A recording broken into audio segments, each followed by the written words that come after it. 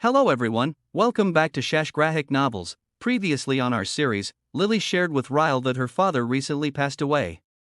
Initially skeptical, Ryle's curiosity deepened when Lily admitted her complex feelings, loving him as a daughter but hating him as a person. Ryle appreciated her honesty, sparking a connection between them. After a brief silence, Ryle asked if she ever wished people were more transparent, leaving us pondering deeper reflections.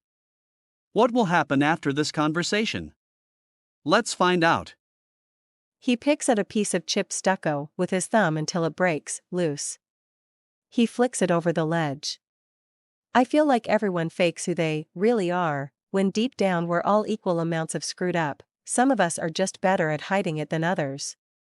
Either his high is setting in, or he's just very introspective. Either way, I'm okay with it.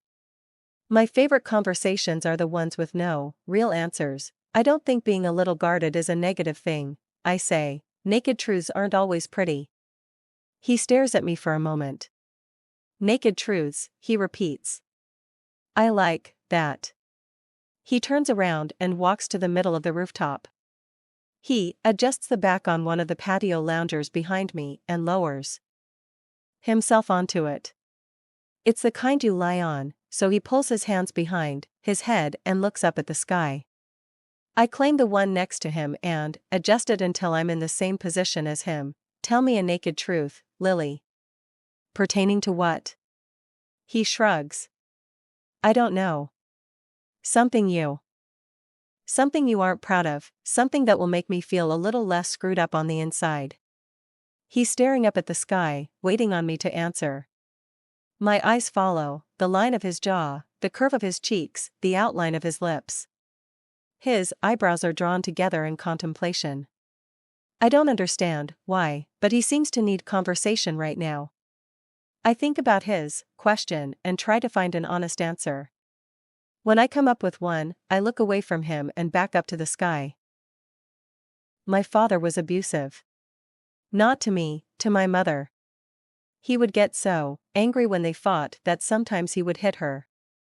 When that happened, he would spend the next week or two making up for it. He would do things like buy her flowers or take us out to a nice dinner. Sometimes he would buy me stuff because he knew I hated it when they fought. When I was a kid, I found myself looking forward to the nights they would fight. Because I knew if he hit her, the 2 weeks that followed would be great. I pause. I'm not sure I've ever admitted that to myself.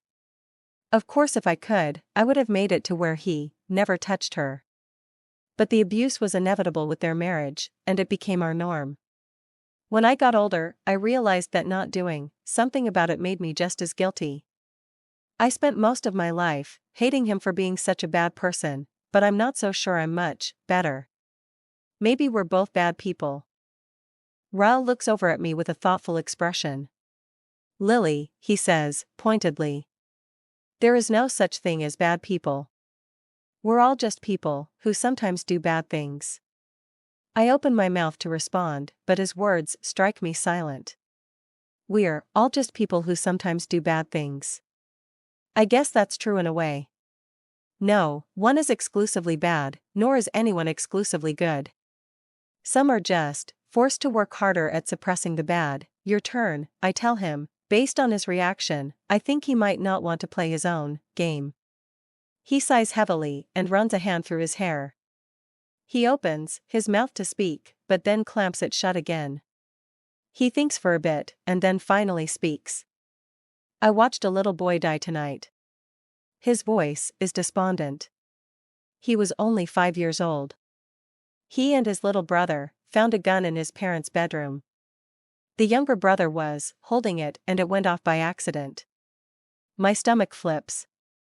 I think this may be a little too much truth for me. There was nothing that could be done by the time he made it to the operating table. Everyone around, nurses, other doctors, they all felt so sorry for the family. Those poor parents, they said. But when I had to walk into the waiting room and tell those parents that their child didn't make it, I didn't feel an ounce of sorrow for them. I wanted them to suffer. I wanted them to feel the weight of their ignorance for keeping a loaded gun within access of 2 innocent children. I wanted them to know that not only did they just lose a child, they just ruined the entire life of the one who accidentally pulled the trigger. Jesus Christ. I wasn't prepared for something so heavy. I can't even conceive how a family moves past that. That poor boy's brother, I say. I can't imagine what that's going to do to him, seeing something like that. Ryle flicks something off the knee of his jeans. It'll destroy him for life, that's what it'll do.